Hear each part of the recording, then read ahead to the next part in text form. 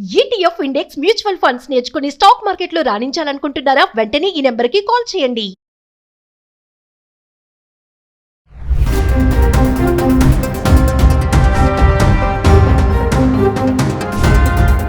నమస్తే, welcome back to Suman TV. Aliens, గ్రహాంతర వాసులు ఉన్నారా? అసలు ఉంటే ఎక్కడ ఉన్నారు? మరి గ్రహాంతర వాసులు ఉంటే గనక వినాశనానికి ఏమైనా దారి తీస్తుందా? అసలు సైన్స్ ఏం చెప్తుంది? మరి దీనిపైన మరింత సమాచారం అందించడానికి ఈరోజు మనతో పాటు స్టూడియోలో ఉన్నారు జన విజ్ఞాన వేదిక తెలంగాణ రాష్ట్ర ప్రధాన కార్యదర్శి రాజరాజా గారు. సార్తో మాట్లాడు. నమస్తే సార్. నమస్తే మేడం. సార్, మరి గ్రహాంతర వాసులు మామూలుగా ఈ ఏలియన్స్ గురించి ఒక డికేడ్ లో మాట్లాడుకున్నాం మనము. చాలా డిబేట్స్, డిస్కషన్స్ కూడా జరిగాయి. చాలా న్యూస్ ఆర్టికల్స్ కూడా చదవడం కూడా జరిగింది. ఈ మధ్య కాలంలో మళ్ళీ గ్రహాంతర వాసులు వస్తున్నారు, ఏలియన్స్ ఉన్నాయని చెప్పేసి కొన్ని వార్తలు అయితే బయటకు రావడం జరుగుతుంది. మామూలుగా మిమ్మల్ని అడిగితే మామూలుగా సైన్స్ ఏం చెప్తుంది? అసలు ఉన్నాయా ఏలియన్స్ అంటే? ఒక్కసారి వివరాల్లోకి వెళ్తే. వాస్తవానికి దాంట్లో ఉండే లోతుపాతులు అంత హై లెవెల్లో వెళ్ళటం అన్నది ఇంటర్నేషనల్ లెవెల్లో సైంటిఫిక్ కమ్యూనిటీ అనేది చాలా డీప్గా దీని మీద మీరు అన్నట్టుగా స్టడీ అండ్ రీసెర్చ్ జరుగుతూనే ఉంది. వాళ్ళకి సంబంధం లేకుండా, వాళ్ళ యొక్క రీసెర్చ్కి సంబంధం లేకుండా కామన్ పబ్లిక్లో కూడా దీని మీద ఇప్పుడు డిస్కషన్ అనేది జరుగుతుంటుంది. కొన్ని కొన్ని సందర్భాల్లో కాస్త ఎక్కువ కూడా జరుగుతుంటుంది. ఇప్పుడు మీరు చెప్పినట్టుగా 10 సంవత్సరాల క్రితం ఒక డికేడ్ బ్యాక్ కాస్త ఎక్కువగానే వచ్చేది, తర్వాత తగ్గింది, ఈ మధ్య మళ్ళీ పెరిగింది. ఈ మధ్య మళ్ళీ పెరగడానికి ఒక సరదా రీజన్ చెప్పాలంటే మీడియా ఈ మధ్య బాగా పెరిగింది. అది మనకు అందరికి తెలిసింది. 10 years బ్యాక్, 1 decade బ్యాక్ ఇప్పుడున్నంత మీడియా లేదు. కాబట్టి అదొక రీజన్ అని చెప్పుకోవచ్చు. మీడియా వచ్చాక మరి మీకు తెలిసి మీకు మేము చెప్పేది ఏముంది, ప్రజలకు కావాల్సిన ఇన్ఫర్మేషన్, అది ఎంటర్టైన్మెంట్ ఒకటే కాదు కదా, అది ఎడ్యుకేషన్ కానీ ఇంకేదన్నా కానీ మీరు దానికి సంబంధించిన ఇన్ఫర్మేషన్ ఇచ్చే క్రమంలో చాలా పుంఖానుగా ఇన్ఫర్మేషన్ ఇస్తుంటారు. ఇచ్చే క్రమంలో ఇట్లాంటి విషయాలన్నీ కూడా జనం దృష్టికి మరొకసారి మీరు తీసుకెళ్తారు. కాబట్టి జనం ఎవరైనా మర్చిపోయినా ఈ రకంగా మీడియా ద్వారా మరొకసారి అది లైవ్లీగా ఉండటానికి అవకాశం ఉంటుంది అనేది ఒకటి. రెండోది, మరీ రీసెంట్గా ఈ 1-2 monthsగా ఒక డిస్కషన్ రావడానికి 2 మేజర్ రీజన్స్ ఉన్నాయండి. ఒకటి వచ్చేసరికి సైంటిఫిక్ డిస్కవరీ, ఒక బ్రేక్ త్రూ డిస్కవరీ అనేది ఒకటి ఉంది. రెండోది సహజంగా ఉండే స్పెక్యులేషన్ ఒకటి ఉంది. ఈ రెండింటి గురించి మనం మాట్లాడుకోవటం అనేది అవసరం. ఇప్పుడు మనం ఎప్పుడు మాట్లాడినా ఈ 2 ఉంటాయి. ఎస్పెషల్ ఏలియన్స్ గురించి మాట్లాడినప్పుడు మీరు అడిగినట్టుగా, క్వశ్చన్లో అడిగినట్టుగా ఒక దాని మీద ఒక ఇంట్రెస్ట్తో కూడినటువంటి స్పెక్యులేషన్, అది ఎందుకు వస్తుంది, అది స్పెక్యులేషనే కాదా అని మాట్లాడటం ఒకటైతే, సైన్స్ ఏం చెబుతుంది, మీ క్వశ్చన్ కూడా అదే కదా. సో దాని గురించి మాట్లాడుకోవట్లేదు. ఫస్ట్ ముందు సైన్స్ గురించి మాట్లాడదు.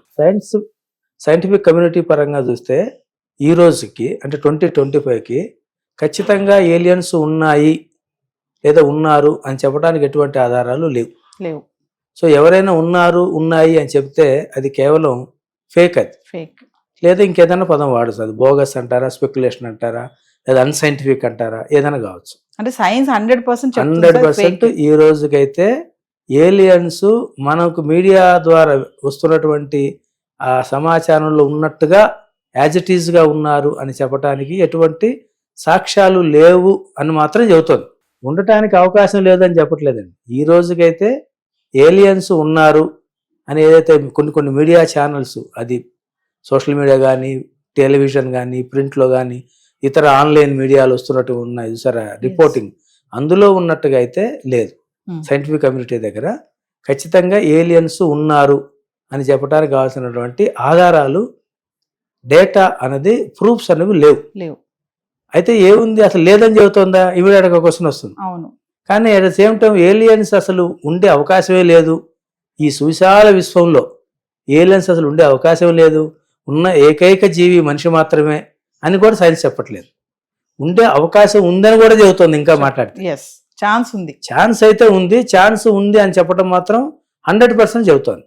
కానీ ఎక్కడ ఉంది ఆ ఏలియన్స్ సంబంధించినటువంటి ట్రేసెస్, ఆ ఏలియన్స్ ఎలా ఉంటాయి, వాటి యొక్క బయోలాజికల్ స్ట్రక్చర్ ఎలా ఉంది, వాటి యొక్క బిహేవియర్ ఏంటి, ఇట్లాంటి విషయాలన్నీ కూడా ఇప్పటి వరకు మన దగ్గర ఎటువంటి ఎవిడెన్స్ అనేది లేదు. ఈ మాట ఎందుకు పదే చెబుతున్నా అంటే, మనం చాలా మీడియా చూస్తుంటే ఫలానా ప్లానెట్ మీద, ఫలానా స్టార్ మీద, లేకపోతే ఫలానా ఆస్ట్రానామికల్ ఆబ్జెక్ట్ మీద పులి గుర్తులు కనపడ్డాయి, అది నీళ్లు కనపడ్డాయి, సముద్రాలు కనపడ్డాయి, అగ్నిపర్వతాలు, కొన్ని కనపడేవి, కొన్ని కనపడనివి, అది వీళ్ళు కనపడాలని కోరుకున్నవి అన్ని కలిపి అందులో చెప్పేస్తుంటారు. ఎందుకంటే మనకి సైంటిస్టుల కన్నా కూడా అనకూడదు కానీ రచయితలు ఎక్కువ, కథలు ఎక్కువ, రచయితలు ఎక్కువ ఉన్నారు, ఉండటం మంచిదే. కానీ కథల్ని సైన్స్ని కలపకూడదు.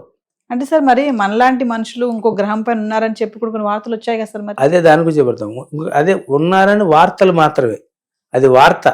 వార్త అంటే అర్థం ఏంటంటే అది ఒక ఇన్ఫర్మేషన్ మాత్రమే, అదేమి అధికారికమైనటువంటి నిరూపమైనటువంటి ఫ్యాక్ట్ కాదు. ఇన్ఫర్మేషన్ వేరు, ఫ్యాక్ట్ వేరు, లేదా రియాలిటీ వేరు. ఇన్ఫర్మేషన్ బేస్ చేసుకొని అది మనం రకరకాలు ఊహించుకుంటుంటాం. కాబట్టి ఇప్పుడు ఇందులో ఉన్న సైన్స్ ఏంటంటే, ఒకటి మీరు చెప్పినట్టుగా ఖచ్చితంగా ఆధారాలు అయితే ఇప్పుడైతే దొరకలేదు, కానీ లేరు అని చెప్పడానికి కూడా లేదు. అందుకని దీనికి ఒక పదం కూడా చెప్పారు, ఫెర్మి పారాడాక్స్ అంటారు. Fermi paradox. పారాడాక్స్ అంటే ఇది ఖచ్చితంగా అది ఉంది లేదు అని చెప్పేట్టుగా అవకాశం లేని పరిస్థితుల్లో ఉన్నటువంటి ఒక అంశం ఈ ఏలియన్స్. అయితే ఏలియన్స్ గురించి సైన్స్ ఎగ్జాక్ట్గా ఏం చెబుతోంది అంటే, ఈ ఒక 50 సంవత్సరాలుగా దీని మీద బాగా రీసెర్చ్ జరిగి లేటెస్ట్గా వచ్చినటువంటి ఒక గ్రౌండ్ బ్రేకింగ్ అని ఇందాక కూడా మీకు చెప్పింది ఏంటంటే, రీసెంట్గా జేమ్స్ వెబ్ స్పేస్ టెలిస్కోప్ అని ఒకటి ఉంది, అది నాసా వాళ్ళది. అది ప్రపంచంలో ఈరోజు అత్యంత శక్తివంతమైన టెలిస్కోప్. అది అంతరిక్షంలో విశాలమైన విశ్వంలో అత్యంత సుదూరమైన దూరాల వరకు మనకి చూడగలిగేది ఇప్పుడున్న టెలిస్కోప్ కెపాసిటీలో అదే హైయెస్ట్ టెలిస్కోప్. అది రీసెంట్గా ఒక ఎక్సో ప్లానెట్ అంటే ఎక్స్ట్రా సోలార్ ప్లానెట్. అంటే ఇప్పుడు మనకున్న భూమి మీద మనం తెలుసు, ఈ భూమి అనేది ఎక్కడుంది, సోలార్ ఫ్యామిలీలో ఉంది. ఈ సోలార్ ఫ్యామిలీ ఎక్కడుంది, మిల్కీ వే గెలాక్సీలో ఉంది. ఈ మిల్కీ వే గెలాక్సీలో అంటే పాలపొంత అంటాం. పాలపొంతలో సౌర కుటుంబంలో భూమి ఒక గ్రహం. కానీ సౌర కుటుంబం సూర్యుడి కేంద్రంగా ఉన్న సోలార్ ఫ్యామిలీ ఒకటే కాదు, ఇట్లాంటి నక్షత్రాలు చాలా ఉన్నాయి. దాదాపు 200 బిలియన్ స్టార్స్ ఉన్నాయని ఒక అంచనా మన మిల్కీ వే గెలాక్సీలోని. అటువంటి నక్షత్రాల చుట్టూ కూడా మనకి భూమి ఉన్నట్టు, ఇతర గ్రహాలు ఉన్నట్టు, ఉపగ్రహాలు ఉన్నట్టు అక్కడ కూడా వాటి చుట్టూ తిరుగుతున్నాయి కొన్ని నక్షత్రాల చుట్టూ గ్రహాలు. అందులో K2-18 అనే ఒక నక్షత్రం ఉంది.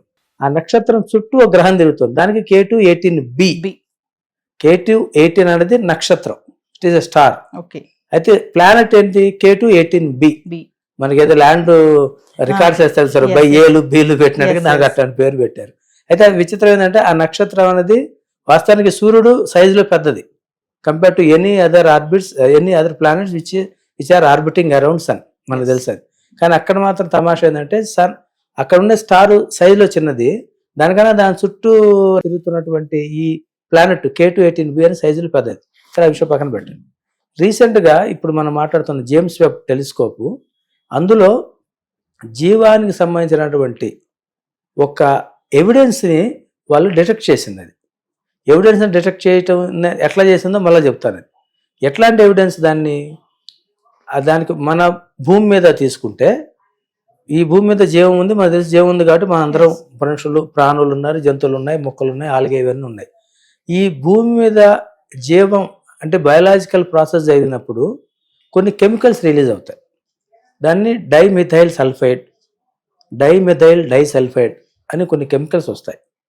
ఎప్పుడు వస్తాయి, ఒక్క జీవ పదార్థం ఉన్నప్పుడు ఆ జీవ పదార్థం వాతావరణంతో రియాక్షన్ జరిగి ఈ కెమికల్స్ రిలీజ్ చేస్తాయి. ఇటువంటి కెమికల్ సంబంధించిన ట్రేసెస్ని అక్కడ ఫైండ్ అవుట్ చేసింది. దానివల్ల మొట్టమొదటిసారిగా శాస్త్ర ప్రపంచంలో ఈ భూమి మీద కాకుండా మనలాంటి జీవం వేరే దగ్గర ఉంది అని అధికారికంగా చెప్పే అవకాశం వచ్చింది. అది వెరీ రీసెంట్ డిస్కవరీ. అందుకని అది బ్రేక్ త్రూ డిస్కవరీ అన్నాం.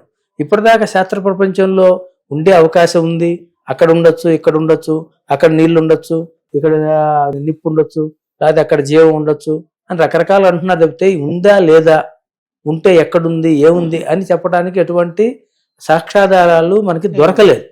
ఎవిడెన్స్ బేస్డ్గానే సైన్స్ ఎప్పుడు మాట్లాడుతుంది. డేటా, ఎవిడెన్స్కి అర్థం ఏంటంటే డేటా ఉండాలి. అవి లేకుండా చేసేవన్నీ కూడా స్పెక్యులేషన్సే.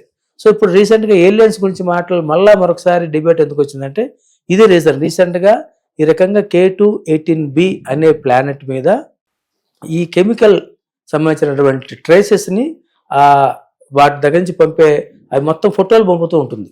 ఆ ఫోటోలు దాన్ని ట్రేస్ చేశారు కాబట్టి ఈ మొత్తం విశాల విశ్వంలో భూమి మీద మనుషులు అన్న మనం మాత్రమే కాకుండా వేరే దగ్గర కూడా జీవానికి అవకాశం ఉంది అని చెప్పి ఒక గట్టిగా చెప్పడానికి ఈరోజు ఆ సందర్భం వచ్చింది. అది ఒక రీజన్. Yes. స్పెక్యులేషన్ ఇంకోటి ఉంది. అది ఈరోజు మీడియాలో వస్తుంది. ఏముంది, రేపు కమింగ్ నవంబర్లో 3I అట్లాస్ అనే పేరుతో ఒక స్పేస్ క్రాఫ్ట్ భూమి మీదకు దూసుకొస్తుంది. అది భూమిని ఢీకొని భూమిని మొత్తం పటాపంచలు చేసేస్తుంది. ఈ స్పేస్ క్రాఫ్ట్ అంటే ఎవరిది? ఆ పదం విన్నారు కదా, స్పేస్ క్రాఫ్ట్. ఇది ఏలియన్స్ వాళ్ళ స్పేస్ క్రాఫ్ట్. ఇది మన మీద దాడి చేయడానికి వస్తున్నారు. ఇక మొత్తం ఏలియన్స్ మొత్తం యుద్ధానికి రెడీ అయి వస్తున్నారని ఏదో సాగుతుంది చూసారా, ఆళ్ళు లేదు చూడలేదు కొడుకు పేరు సోమలింగం అన్నట్టుగా. అసలు ఏలియన్స్ ఉన్నారో లేదో తెలియదు, ఉంటే ఎట్లా ఉంటారో తెలియదు. వాళ్ళకి పేర్లు ఉన్నాయా, వాళ్ళకి కుటుంబాలు ఉన్నాయా, వాళ్ళకి రాజ్యాలు ఉన్నాయా, ఆయుధాలు ఉన్నాయా, సైన్యం ఉందో మనకి ఏమీ తెలియదు. కానీ మన మీడియాలో ఏమొచ్చేసింది, ఆల్రెడీ ఆ రకంగా స్పేస్ క్రాఫ్ట్ ఉంది, వాళ్ళు మన మీద యుద్ధానికి వచ్చేస్తున్నారు అని చెప్పేసి ఒక వార్తని పట్టుకొని ఈరోజు మీడియాలో రకమైనటువంటి ఒక భయాందోళన కలిగిస్తున్నారు. Yes. అయితే కేవలం మీడియాను మాత్రమే బ్లేమ్ చేయడానికి కూడా లేదు. పూర్తిగా అన్నిటికీ ఏదో పాపాలు బైరోడ్డు మీడియా అన్నటికి మధ్య ఒకటి వచ్చింది, అన్నిటి అనటానికి కూడా లేదు. ఏదో నిప్పులెందే పొగరాదు అన్నట్టుగా ఎక్కడో కొన్ని వస్తుంది. రీసెంట్గా హార్వర్డ్ నుంచి ఒక సైంటిస్టు అది స్పేస్ క్రాఫ్ట్ ఏలియన్స్ పంపిందని చెప్పి ఒక మాట అన్నాడు. అయితే దాన్ని is a very famous scientist. Yes. అయితే ఆయన చెప్పిన దాన్ని is an individual point to be noted. ఒక సైంటిస్ట్ చెప్పాడు, అయితే ఒకే వ్యక్తి చెప్పాడు. కానీ దాన్ని నాసా కానీ, యూరోపియన్ స్పేస్ ఏజెన్సీ కానీ, ఇతర అనేక ఇంటర్నేషనల్ స్పేస్ ఏజెన్సీస్ ఇది తప్పు, ఇది ఈయన ఇచ్చినటువంటి ఒక ప్రపోజలు ఇది తప్పు, అది ఏలియన్స్ పంపుతున్న స్పేస్ క్రాఫ్ట్ కాదు, it is one more comet, అంటే తోకసొక్కిది అని చెప్పి వాళ్ళు నిర్వర్తంగా దాన్ని తోసిపుచ్చారు. Yes. కానీ ఈ మధ్య దాన్ని బేస్ చేసుకొని సోషల్ మీడియాలో రావటం, ఈ మధ్య అదేది మనకి ఉంటారు కదా కాలజ్ఞానం చెప్పేవాళ్ళు, జపాన్ కొత్తగా మన కూడా ఏదో పేరు వచ్చింది, ఆ పేరు కూడా నాకు గుర్తు రావట్లేదు, ఏదో జపాన్ వంగబాబా. ఏదో వాళ్ళు చెప్పారని చెప్పి మళ్ళీ దాన్ని యాడ్ చేసి ఏదో మసాలాని యాడ్ చేయటం, అంతే కదా, కథ ఉన్నప్పుడు మసాలాలు యాడ్ చేయాలి, చేసి వస్తుంది. సో ఈ స్పెక్యులేషన్ ఒకటి రావటం, అది కూడా నవంబర్లోనే వస్తుంది, అది మొత్తం భూమి అంతా నాశనం అయిపోతుందని చెప్పడం ఒకటి. రెండోది దానికన్నా ముఖ్యంగా ఇప్పుడు సైంటిఫిక్ బ్రేక్ త్రూ డిస్కవరీ, ఇప్పుడు మీరు చెప్పినట్టుగా స్పేస్ వెబ్ టెలిస్కోప్ అనేది ఇచ్చేసరికి మరొకసారి మళ్ళా ఏలియన్స్ గురించి చర్చ మన మీద వస్తుంది. Yes. కాబట్టి దీని నేపథ్యంలో మన దీని నుంచి సైంటిఫిక్ గా మాట్లాడుకోవటం ఉపయోగం. Yes. దానివల్ల వాస్తవాలు తెలుస్తాయి, రెండోది భయాలు అనేవి తొలగిపోతాయి. Yes. కాబట్టి ఇటు జన విజ్ఞాన వేదిక అయినా అదే కోరుకుంటుంది, మీలాంటి మీడియా కూడా అలానే కోరుకుంటారని చెప్పి మేము కూడా ఆశిస్తున్నాం. Yes. అందుకని మీకు అభినందనలు తెలియజేస్తాను, ఇట్లాంటి అంశం మీద మీరు డిబేట్ పెట్టినందుకు ముందుగా. Thank you, sir. Thank you.